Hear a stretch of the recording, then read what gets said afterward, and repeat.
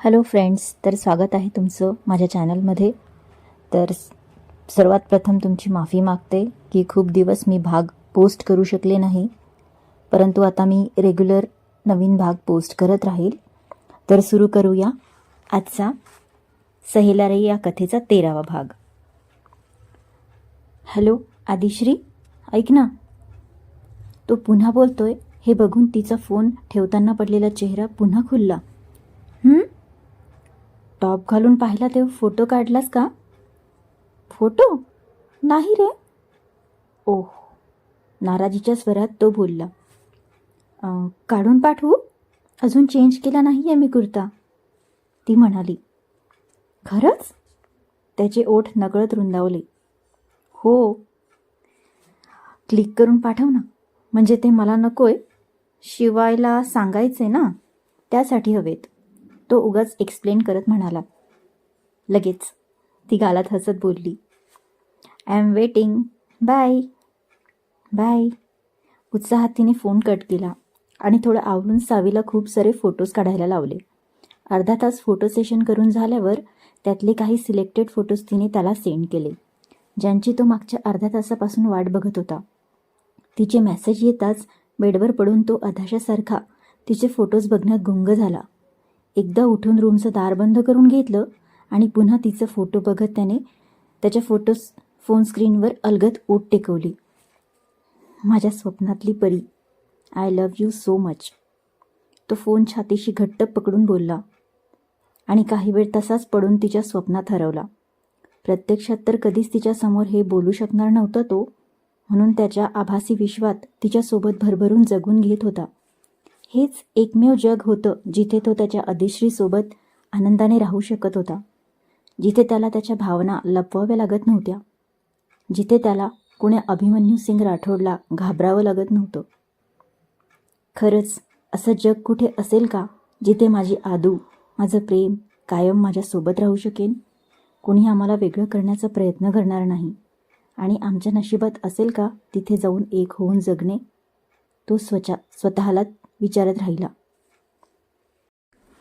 कहीं तो होगी वो दुनिया जहाँ तू मेरे साथ है, जहाँ मैं जहाँ तू और जहाँ बस तेरे मेरे जज्बात है, होगी जहाँ सुबह तेरे पलकों की किरणों में, लोरी जहाँ चांद की सुने तेरी बाहों में,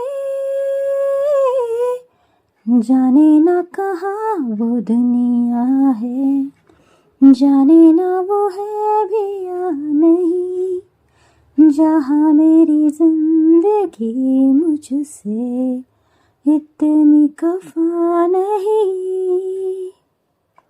विचार करता करता त्याला झोप लागली.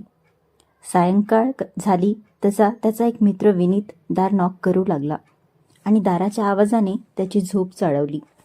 सुंदर स्वप्नातून कुणी मुद्दाम जागं केल्यावर जशी अवस्था होते ना, तशीच काहीशी त्याची अवस्था झाली. तोंड पाडून त्याने दार उघडलं. का रे, दार उघडायला इतका उशीर? विनीत म्हणाला. झोपलेलो जरा, तो आत येऊन पुन्हा बेडवर पडत म्हणाला.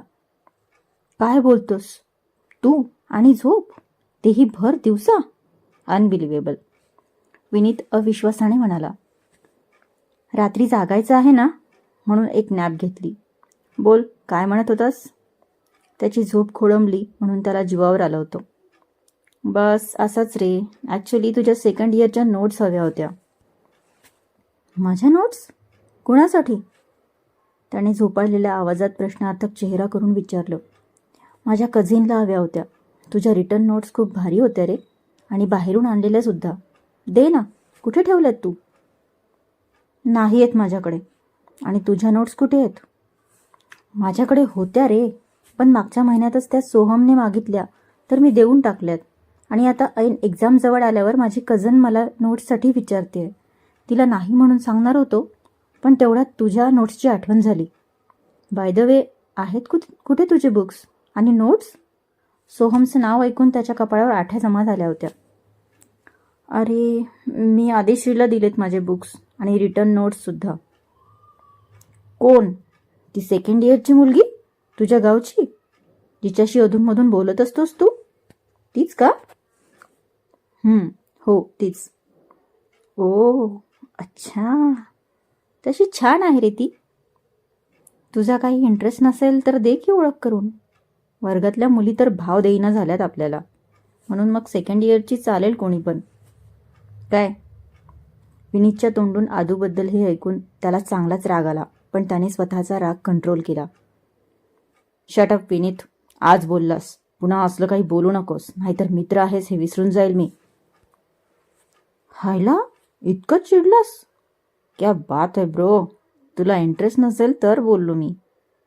शटअप विन्या. अद्वैतचा राग वाढू लागला. ओके सॉरी यार, चल इट्स ओके, करतो मी दुसरा काही जुगाड. बरं, रात्री करायचं आहे ना माता का जगराता? जेवण झाल्यावर अश्विनच्या रूममध्ये ये. चल बाय, म्हणत तो रूमच्या बाहेर निघून गेला.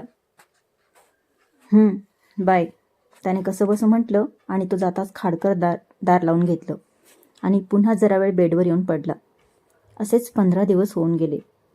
आठवड्यातून किमान 3 दिवस तरी तो आदिश्रीला मायक्रोबायोलॉजी शिकवत होता. तीही मन लावून शिकायचा प्रयत्न करत होती. त्याला म्हटल्याप्रमाणे त्याच्या चेहऱ्यापेक्षा त्याच्या आवाजावर जास्त फोकस करत होती. हॉस्टेलला असताना सुद्धा बाकी गोष्टीत वेळ न दवडता फक्त अभ्यास करत बसायची ती. विशेष म्हणजे त्याच्या सुंदर अक्षरात लिहिलेल्या नोट्स बघून तिला फक्त एकच ध्यास दिसायचा, दोघातली गरीब श्रीमंतीची दरी पार करून त्याला मिळवण्याचा. जी गोष्ट फक्त तिचं मोठं डॉक्टर होऊनच साध्य होऊ शकणार होतं. हा विचार आला की ती पुन्हा जोमाने अभ्यासाला लागायची. पण अभ्यास करताना ऋतूचा कॉल आला. हॅलो, बोल ग. ऐक ना, तुला ट्रीपचं कळलं? ऋतू उत्साहात म्हणाली. ट्रीपचं? नाही ग, कसली ट्रीप आणि कुणाची? आदिश्रीला काहीही माहीत नव्हतं. अगं, अजून वर्गात नोटीस आली नाही आहे, पण आपली ट्रीप चालली आहे. एक 1 डे ट्रीप आहे आणि एक 3 डेजची आहे. 4ही इयर्सचे सिलेक्टेड स्टुडंट्स जाणार आहे आणि 2 वेगवेगळ्या ट्रीप आहेत, त्यामुळे जास्त गर्दीही होणार नाही. ओ हो का, बरं. आधूचं अर्ध लक्ष पुस्तकात होतं. हो, बरं, आपण कोणत्या ट्रिपला जायचं? ऋतूचा उत्साह नेक्स्ट लेवलचा दिसत होता. एकाही नाही, तू जा बिंदास, पण मला म्हणू नकोस, मला नाही जमणार. आदू, आगाऊपणा करू नकोस हां, येणार आहेस तू, कळलं? पुन्हा पुन्हा जातात का गं ट्रिप? आणि पुढच्या वर्षी तुझा अद्वै असेल का तुझ्यासोबत? ह्या वर्षी आहे तर चल ना, एन्जॉय करून घे.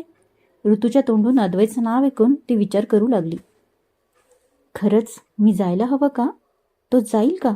आणि गेलं तर नेमका कोणत्या ट्रिपला जाईल? उद्या त्याला विचारलं पाहिजे. आदू विचार करत होती. ओय मॅडम, कुठे हरवले आहे? ती शांत झाली आहे हे पाहून ऋतूने विचारलं.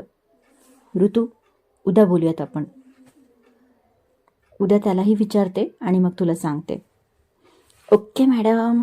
अद्वैत सरांना विचारल्याशिवाय तर तुमचं काहीच ठरणार नाही, हो ना? ऋतू तिची खेचत म्हणाली. हो. आदू गालात हसत बोलली आणि फोन ठेवून पुन्हा अभ्यासाला लागली. पण आता तिला जाणाऱ्या ट्रीपचे वेध लागले होते, कारण त्याच्यासोबत ही तिची पहिली आणि शेवटची ट्रीप असणार होती. तिकडे तोही याच विचारात हरवला होता. तर कसा वाटला आजचा हा भाग? कमेंट नक्की करा आणि सबस्क्राईब करायला विसरू नका.